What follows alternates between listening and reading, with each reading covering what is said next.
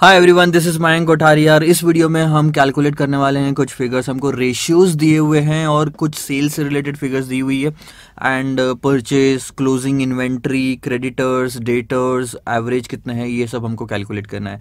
This is going to be a little tough question than the previous ones. आइए देखते हैं question क्या है।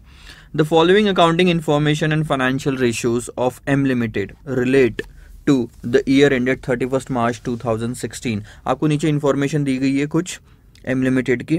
आप देखोगे इन्वेंट्री टर्नओवर रेशियो 6 टाइम दिया। अब आपको समझ में आना चाहिए, अगर ये चीज़ें समझ में आ रही है कि इन्वेंट्री टर्नओवर रेशियो निकाला कैसे जाता है, तो आपके काम का है। इन्वेंट्री टर्नओवर रेशियो का फॉर्मूला क्या हुआ कि हमने कितनी बार एवरेज इन्वेंट्री को कॉस्ट ऑफ गुड्स सोल्ड में कन्वर्ट किया। इन्वेंट्री से गुड्स सोल्ड क्रिएट होता है, डायरेक्ट सेल्स नहीं। ठीक है, so cost of goods sold divided by average inventory is the formula. फिर creditors turnover ratio, creditors turnover ratio यानी कि क्रेडिटर्स को हमने कितनी बार यूज किया, उनके क्रेडिट पीरियड को कितनी बार यूज करके क्रेडिट परचेसेस किए हैं। क्रेडिटर से आप परचेस करते हो, डेटर्स को सेल करते हो। ठीक है, क्रेडिटर से परचेस करते समय पे एक चीज याद रखना, आप सिर्फ क्रेडिट परचेस कंसिडर करोगे उस केस में, क्योंकि कैश परचेस से क्रेडिटर्स का कोई लेना देना नहीं रहता।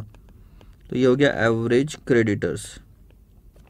दूसरा debtor turnover ratio. Debtor turnover ratio में सेम क्रेडिट सेल्स आएंगे परचेस की जगह, और यहाँ एवरेज डेटर आएगा कि हमने डेटर्स को कितनी बार क्रेडिट सेल्स में कन्वर्ट किया। Okay, now current ratio. Current ratio is nothing but current assets divided by current liability. Gross profit ratio is nothing but sales, nothing but gross profit divided by sales. तो इतनी सारी figures आपकी निकल जाएगी। आगे देखो, तो टोटल सेल्स आपको 30 लाख का दिया हुआ है। Cash sales 25% of credit sales. Cash purchase 2,30,000, working capital 2,80,000, closing inventory 80,000 ज्यादा है ओपनिंग इन्वेंट्री से। ये चीज ध्यान दो, closing inventory is 80,000 more than opening inventory. So opening inventory के लिए ओ आई ले लो। ठीक है, तो क्लोजिंग इन्वेंट्री क्या हो गई, ओ आई प्लस 80,000। यही बोला है उन्होंने भी।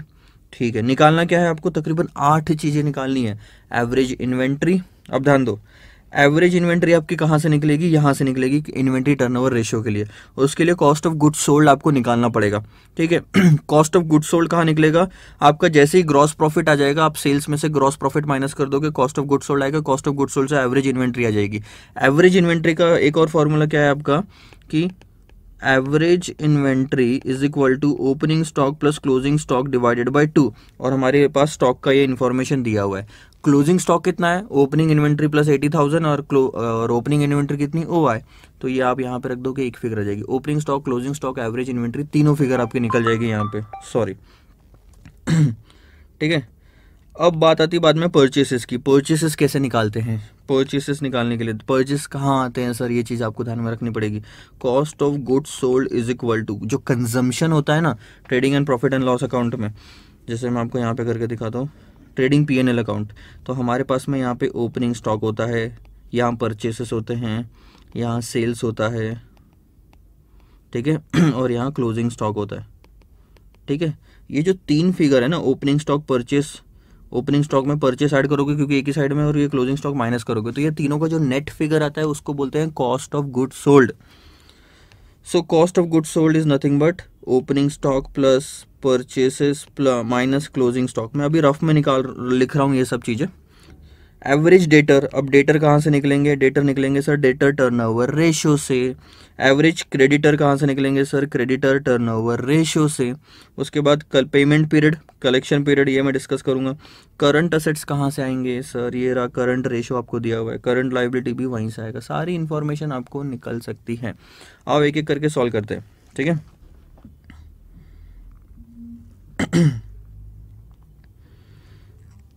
सबसे पहले कुछ इन्फॉर्मेशन,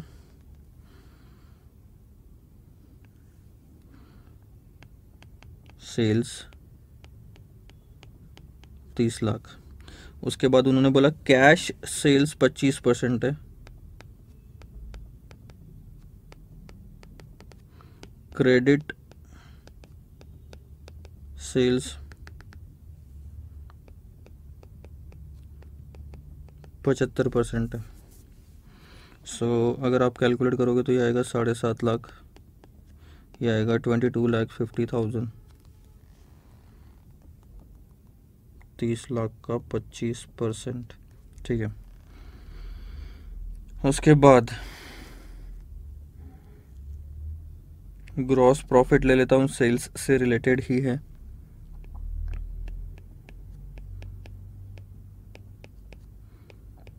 %25 ऑफ सेल्स, वो भी आएगा 7.5 lakh.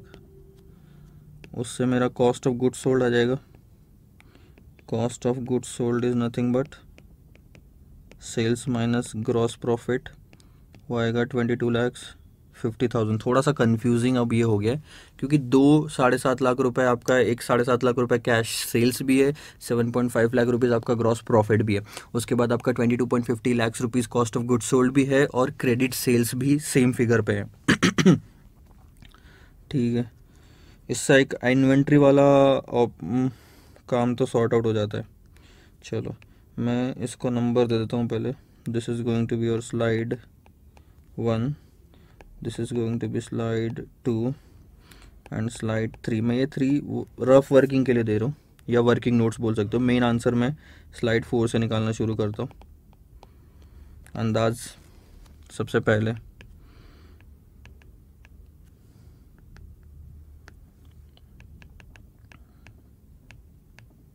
Inventory turnover ratio, cost of goods sold divided by average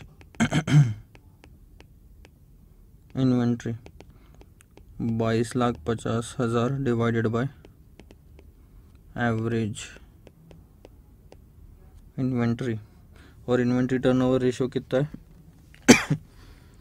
6 times. So average inventory आ जाएगा आपका यहाँ से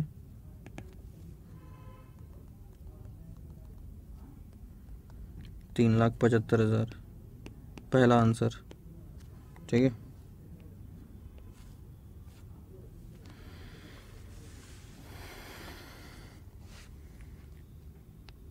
अब यहाँ वर्किंग नोट देखो, ये एक हो गया।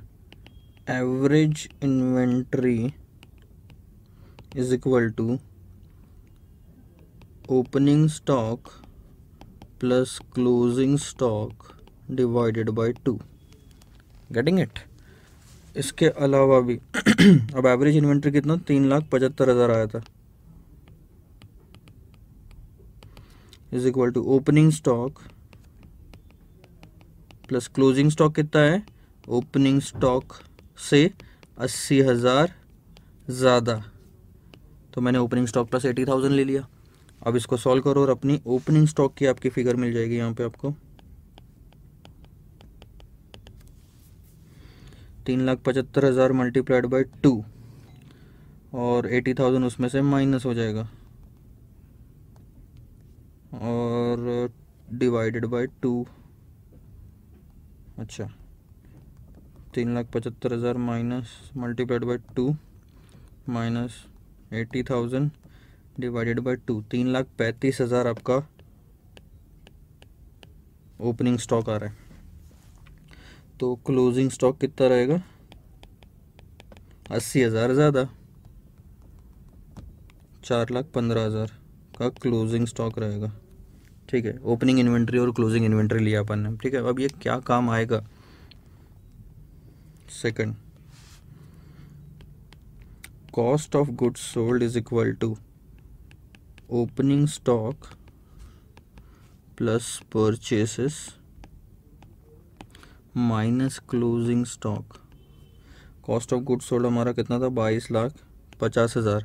ओपनिंग स्टॉक हमने निकाला 3,35,000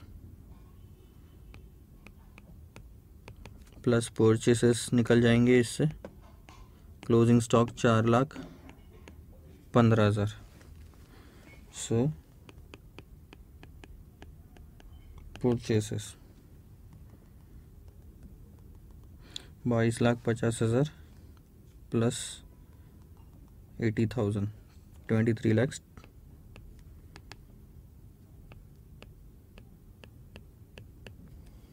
30,000। 30,000। ये आपका सेकंड आंसर निकल गया। ठीक है, पीछे आते हैं। सो आपका पहला आंसर निकल गया, सेकंड आंसर निकल गया। एवरेज डेटर्स की बात करते हैं। डेटर्स के लिए हमको क्या चाहिए सर? डेटर्स के लिए हमको चाहिए क्रेडिट सेल्स, हमारे पास है ऑलरेडी, तो डेटर टर्नओवर रेशियो यूज़ करके थर्ड आइटम भी आपका निकल जाएगा यहाँ पे।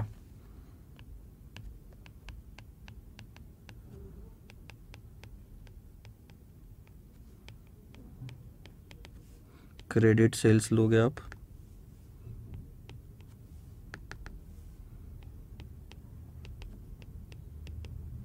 Divided by average debtors. Credit sales 22,50,000 के, एवरेज डेटर्स निकालना है और debtor turnover ratio 8 times.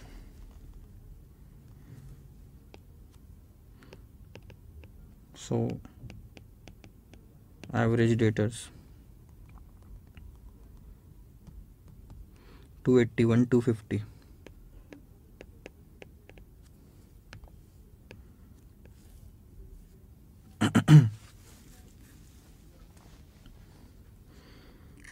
Fourth item, creditors turnover ratio के लिए आप क्रेडिट परचेस यूज़ करोगे, डिवाइडेड बाय एवरेज क्रेडिटर्स। अब क्रेडिट परचेस क्या हो गया? Total purchase minus cash purchase कितना हो गया आपका? क्रेडिट परचेस हो गया। टोटल परचेस हमने निकाला था 23,30,000 रुपये, या फिर क्रेडिट परचेस अलग से निकाल देते हैं ना। ठीक है, ये मेरी working A, working B, working C. Total purchases is equal to credit purchase minus, ऐसे नहीं लिखते,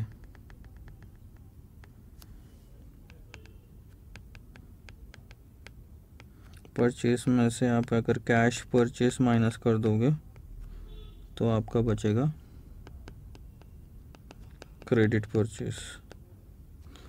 टोटल है 23,30,000, उसमें से 2,30,000 का क्रेडिट है, यानी कि 21 लाख रुपीज़ का, सॉरी कैश है, तो यानी कि 21 लाख रुपीज़ का आपका क्रेडिट परचेस हो गया। सो 21 लाख रुपीज़ यहाँ आ जाएंगे, एवरेज क्रेडिटर इससे निकल जाएंगे, और हमारा क्रेडिटर टर्नओवर रेशियो 10 टाइम्स दिया हुआ है।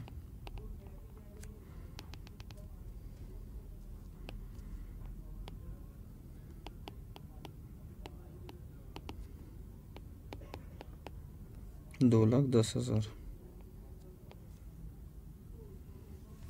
सो ये आपकी कहानी यहाँ पे कंप्लीट हुई। ठीक है,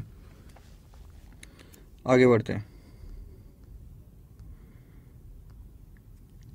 डेटर्स हो गया, अरे मैंने क्या, हाँ ठीक है सही है, क्रेडिटर्स हो गया। अब पेमेंट पीरियड और कलेक्शन पीरियड, डेटर्स की वैल्यू और क्रेडिटर्स की वैल्यू से ही आपका पेमेंट पीरियड और कलेक्शन पीरियड निकल जाएगा, काफ़ी आसान।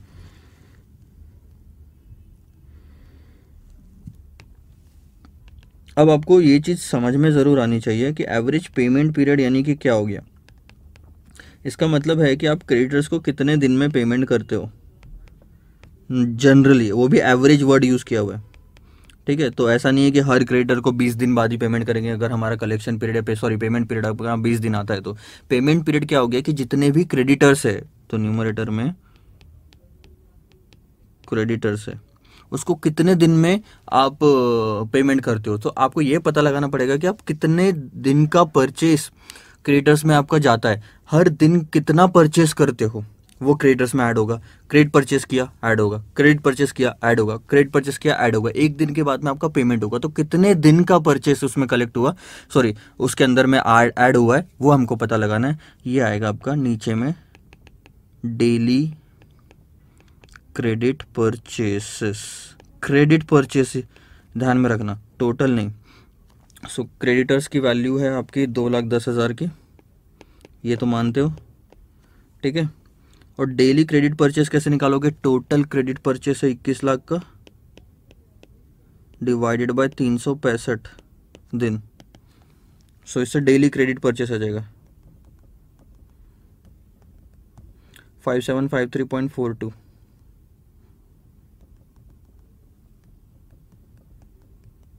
सो इससे आंसर आता 36.5 days.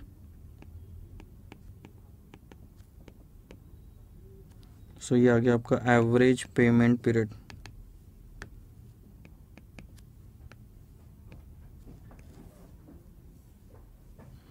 Sixth item, average collection period,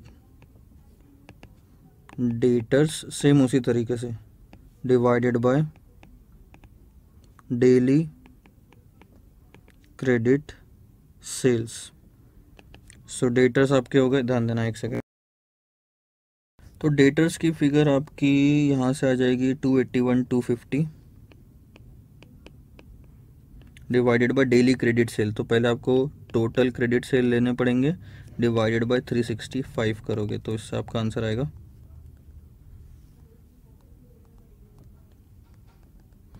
6164.38।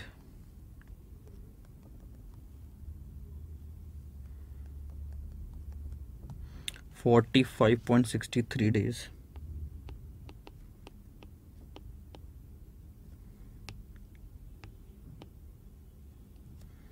ये हो गया आपका एवरेज कलेक्शन पीरियड कि मतलब इसका मतलब मैं आखिरी में सबका बताऊंगा आपको आंसर क्या। एवरेज पेमेंट पीरियड यानी क्या हो गया, 36.50 डेज में आप नॉर्मली क्रेडिटर्स को पे करते हो। आज अगर माल खरीदा तो आज से ठीक 36.5 डेज बाद आप उसको पेमेंट करोगे। सेकंड एवरेज कलेक्शन पीरियड क्या हो गया कि जितने भी लोगों को आप सेल करते हो ऑन एन एवरेज आपको 45 दिन लगते हैं, 45-46 लो इतने दिन लगते हैं उनसे पैसा वापस बुलवाने में। तो ये हो गया आपका पार्ट 6 हो गया, 7 और 8 ही बाकी है ना, सिर्फ 7।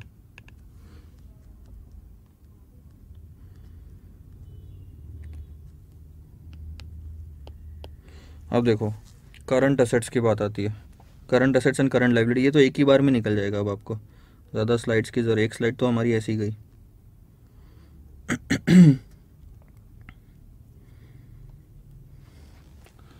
करंट असेट्स आपका ये दिया हुआ है आपको, वर्किंग कैपिटल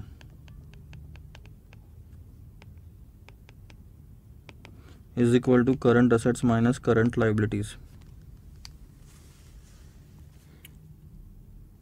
2,80,000 रुपीज़ का, ठीक है। और इसमें आपका करंट रेशियो भी आपको दिया हुआ है, ये चीज़ मैं इधर लिख लेता हूँ।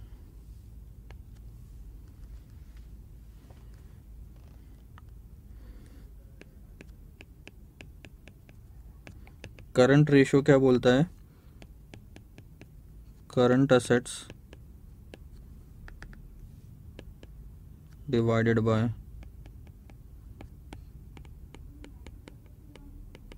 लायबिलिटीज़।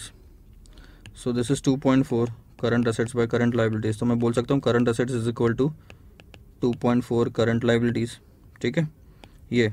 सो ये मैं यहाँ पे ले लेता हूँ, current assets is nothing but 2.4 current liabilities minus current liabilities. So current liability आपकी यहाँ से आ जाएगी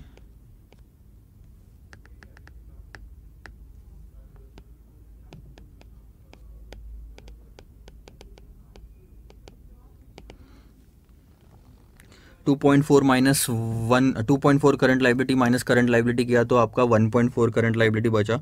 2,80,000 डिवाइडेड बाय 1.4 करोगे तो 2 लाख की आपकी करंट लाइबिलिटी आ रही है। और उसके बाद करंट असेट्स, तो आपने बोला था 2.4 into 2 lakhs, so that will be 2,80,000। This is current assets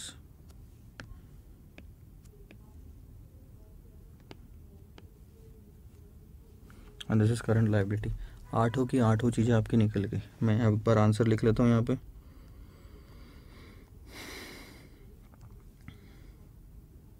ये तो पुराना क्वेश्चन है। सो करंट असेट्स आपके 2 लाख रुपए आ गए।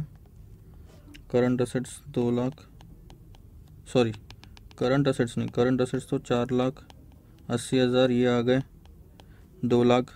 कलेक्शन पीरियड आपका आ गया 36.5 और 45.63। This is 45.63, this is 36.50। Creditors आपके आ गए average 2 lakh 10,000। Debtors 281,250। Credit purchases 23,30,000। Average inventory कितनी आई थी हमारी 375। तो ये सारे आपके आंसर्स हो गए। स्लाइड्स कितनी है देख लो, मैं स्लाइड्स लिख देता हूँ। This is first, second, third तो ब्लैंक है, उसके बाद स्लाइड 4, उसके बाद slide 5, this is going to be slide 5, slide 6, slide 7। ये 8 का आंसर, सॉरी इसको एक काम करना, ये 7 का आंसर और ये 8 का answer. That's it. So this is the final answer. Answers note down कर लो, कोई भी दिक्कत हो डाउट हो तो ज़रूर पूछिएगा। तब तक के लिए बाय बाय।